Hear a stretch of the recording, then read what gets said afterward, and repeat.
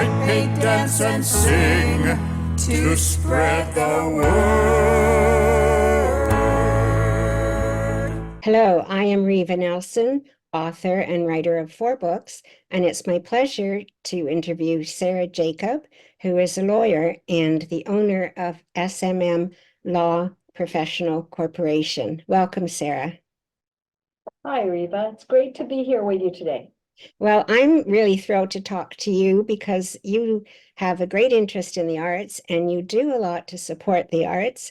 And I know you are a sponsor of NFOTA, the Northumberland Festival of the Arts.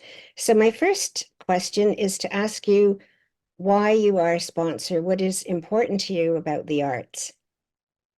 I guess it stems from the immense personal pleasure I've received from the arts, from music since I was a baby, from the visual arts throughout my life, from watching people do, whether it's scripted plays, whether they're the classics or new contemporary plays, going to concerts, just any artistic experiences. I have to admit, I'm very biased in favor of experiencing them in person rather than digitally, because I find that one can become immersed and lost in it when you're in person, and there's energy in the room when there's other people there that you can't feel through a screen.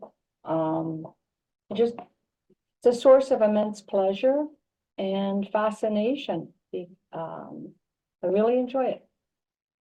Well, and you're helping in our community of Northumberland County to have other people have that experience, and we certainly appreciate your support. So it sounds like you enjoy all the arts. Is there any of them that you do or have ever done in your own past? And is there one aspect that attracts you more, or you just appreciate all the arts? We all had music lessons of one kind or another as children, and my father painted, and I still paint on occasion. So I get personal pleasure from that. I think probably music and the visual arts are what I find most engrossing. So I enjoy the glimpses that we gain into other people's thoughts and feelings about the world when you're standing in front of a sculpture or a painting, or for the last 30 years or so, quite a bit of film work that people do. I find it really intriguing. I have looked at things that people produce to be viewed on screen, and I find them interesting. They don't move me personally the same way.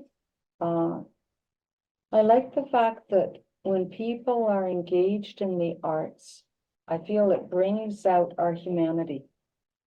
And at the time that even if we're in apparently passive, in other words, we're not actively participating, we appear to simply be spectators. We're still absorbing something, and I find when I move into the role of a spectator, I still find myself transported somewhere. I still move into a space which is outside of myself. And as I said, in occasion, it's just, I'm seeing through someone else's eyes, and I'm just seeing more of the world than what I generally just see on my own.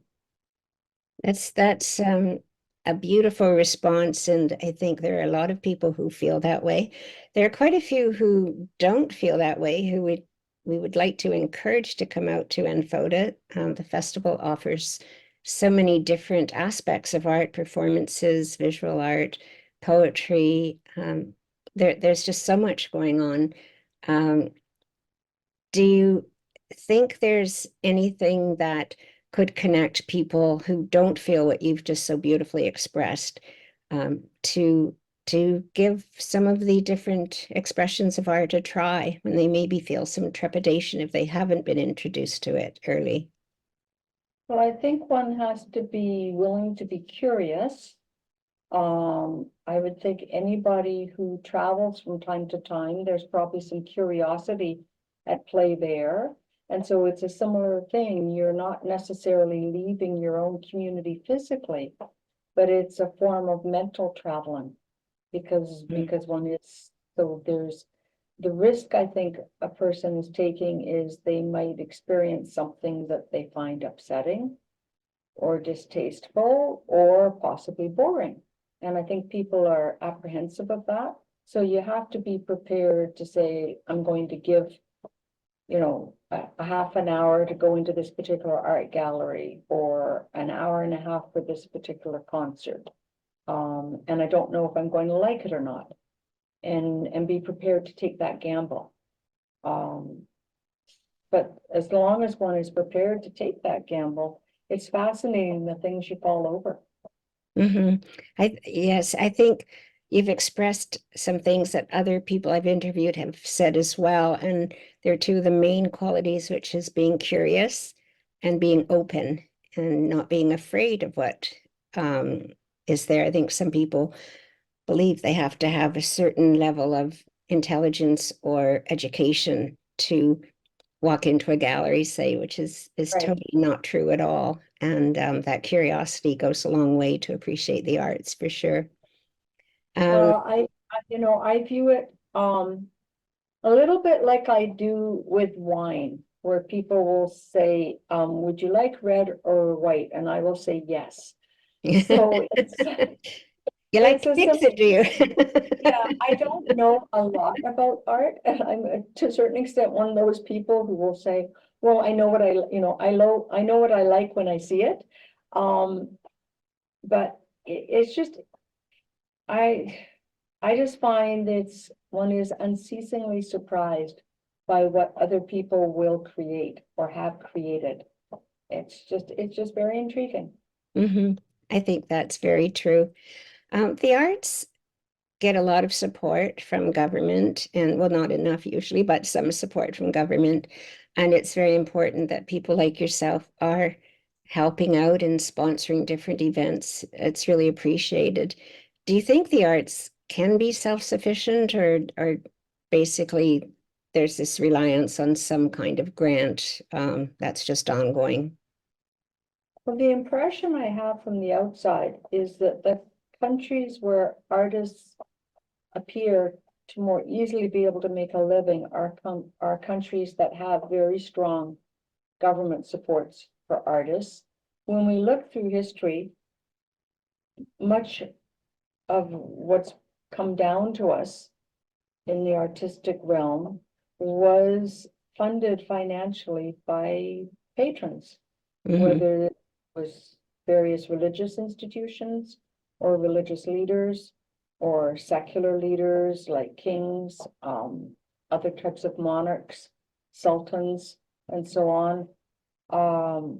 So it seems, which was at the time very much the forms of government that we had. So in that sense, if you put all those wealthy patrons from hundreds and thousands of years ago into the mix, you'd say there's always been government support. Like those wealthy monarchs and sultans received a lot of their wealth as a form of taxation from their subjects. And so there is the difference in that now we do it collectively in some countries through government grants, and in others also with combinations of charitable foundations, which are all in themselves still funded by the taxpayer through the tax credit system. So one way or the other, all of us as taxpayers are contributing. I've always had the impression that we could have smoother ways of doing it, where artists wouldn't have to be spending so much of their time applying for grants and learning how to write their grants and present their grants. But that seems to be a system that's pretty well entrenched now in Canada. And I certainly haven't seen any push to expand the roster of paid positions for artists, other than those who have been hired to teach in art schools, for example. I remember a quote, I don't remember who said it, but it was something along the lines of it's a myth that artists are not concerned about money. It's only wealthy people who don't need to be concerned about money, and artists are very concerned about money because they're just trying to live and continue to make their art. So that's a part of it. Yeah. And being a cab driver and a waiter is often a part of it. And you'll see so many people when their children may have artistic inclinations, that they'll be actively discouraged by their parents from following it because of this belief that they're not going to be able to support themselves and support a family if they want to have a family and so on. Mm-hmm. Yes, and there is some truth to that.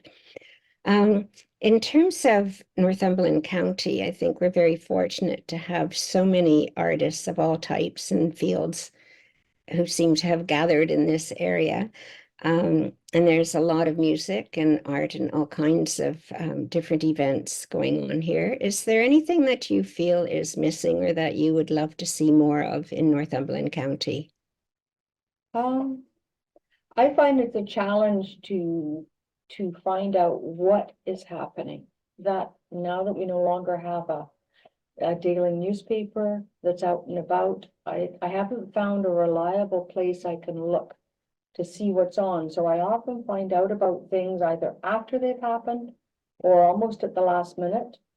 But I do believe there's quite a range of concerts, artist studio tours, plays, musicals available all throughout the county. Mm-hmm. We don't seem to have a spot where we can just look. That's what I would like to see. Like, I'd like to see the county itself organize a website that would then be maintained and kept up to date, where all sorts of things put on in the county could just be listed. Doesn't mean that they're endorsing them or recommending them, but they could just be there. Because that's the biggest challenge, Mm-hmm. is just finding out that things are happening.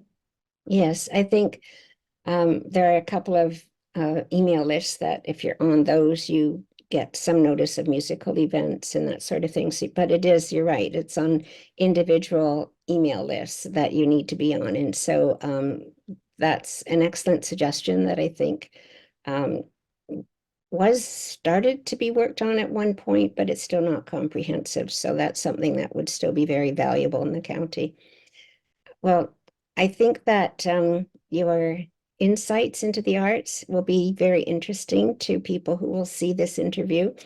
And I just want to remind people that the NFOTA, the Northumberland Festival of the Arts, will be from September the 13th to the 22nd in Northumberland County. And I thank you very much for your time today, Sarah. Very welcome, Reva, and I'm looking forward to attending all sorts of the events during the festival. Great, me too. We'll write, paint, dance, and sing to spread the word. Sing it, Shout it, play it, dance it, paint it, say it, choreographed or off the cuff. Orchestrated works of art, solo endeavors. We'll write, paint, dance, and sing to spread the word. We'll write, paint, dance, and sing to spread the word.